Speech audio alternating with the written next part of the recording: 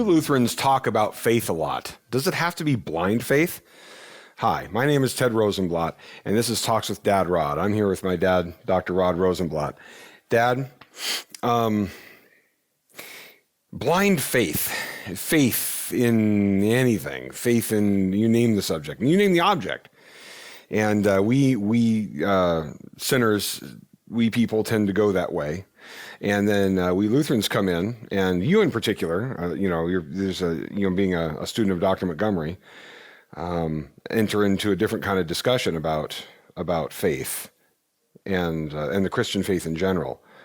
From your perspective, what do you think of the blind faith idea that we, It's foreign to Scripture, but common in our Western world today. It's oh so common to have young people say, well, science deals with facts. Religion has to do with faith. And in most cases that applies, but it doesn't to Christianity. Christianity invites doubt. It invites skepticism. It invites questions and preps people for that. Now, the Lutherans have sinned greatly in ignoring the imperative in 1 Peter 3:15, but always be prepared to give an answer or an apologia or a reasoned defense for the hope that is within you, yet do it with gentleness. That's an imperative. It's a do that. And we have not had the field of apologetics taught at our seminaries, Lutheran seminaries, for over 100 years, not with anything serious. The evangelicals have seen this niche and filled it, and we continue to ignore the whole field. Now, first, what apologetics is not. It is not mentally mastering every one of 1,500 possible objections to the Christian faith and memorizing answers to all of those. In Christianity, it is to give a basic defense of why you think the gospel is true. Most people have never heard anything like that, not really. And it takes a little work, but it's not the sort of thing that demands doing a PhD. Here again, I recommend for the laity Dr. Montgomery's audio series, Sensible Christianity, Truth in Advertising. We sell his stuff at 1517 almost exclusively. But those lectures are an introduction at lay level that he gave in city after city after city after city in the U.S. to lay audiences who realized they had no training whatever in fulfilling Peter's imperative.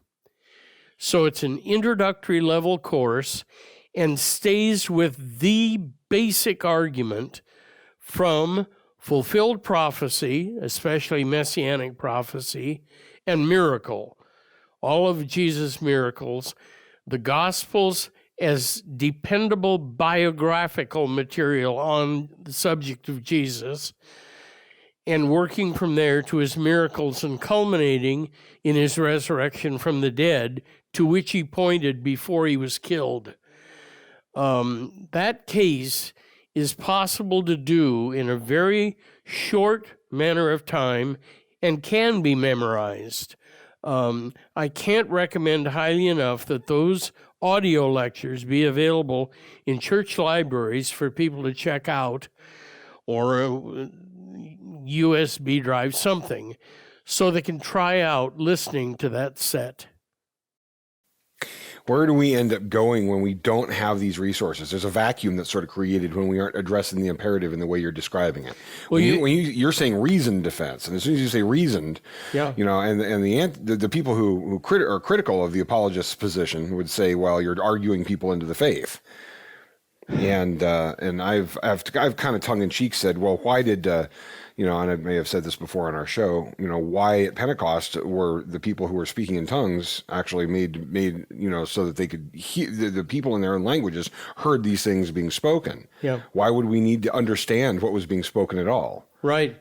Well, the biblical understanding of Christianity makes it possible to argue for it being true. That pretty much clears the deck of every other religion. So you don't have to bother, because in principle you can't in any way verify factually that religion is true. It really clears the deck. And the ones who did that were atheists.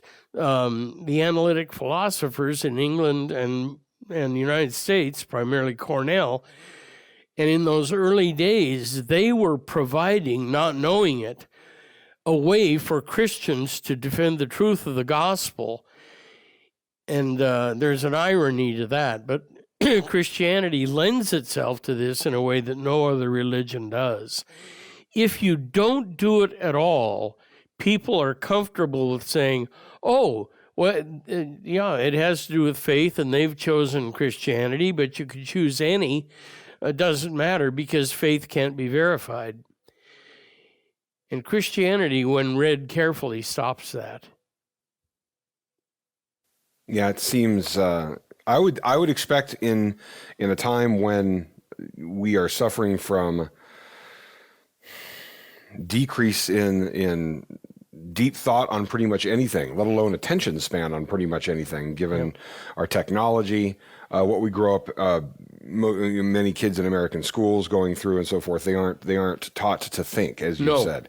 Correct. And so I would expect that, a significant audience would be out there looking for a thought inducing way to approach the subject, rather than be feelings and more emotion and take it on faith only, and actually bringing some substance that they can get their teeth into. Yep. And Christianity is in principle overthrowable by fact, and no other religion really claims that.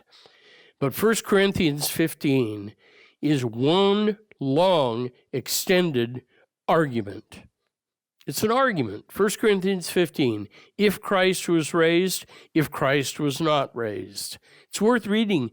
Put on the eyes of an unbeliever and just read 1 Corinthians 15 to see Paul lay it out explicitly. All right, going to wrap it. We will make sure, I try to make sure we always get it in the show notes, so that whenever we talk about sensible Christianity and we're discussing apologetic content, that you can go ahead and click on it and go get it in the 1517 shop, so that you can, it's an MP3 set. You can easily download it. Originally, years ago, it was only on tapes and then CDs. And one of the things we were able to do when we started making Dr. Montgomery's materials available to a wider audience was bring them into the current technology so that you could access it the way you access everything else. So go to the 1517 shop, go pick that up. The link will be right there for you. All I got to do is click on it. Even on the social media, I try to make sure it's in there on the YouTube as well. And I hope you enjoyed this, and go to 1517.org for more. We'll talk to you soon. Thank you for joining us on Talks with Dad Rod, part of the 1517 Podcast Network. This podcast and all 1517's content is made possible through financial support by listeners just like you. Please visit 1517.org for more, and please consider clicking on the donate button and making a recurring or one-time contribution to help us share this good news in a world which so desperately needs it.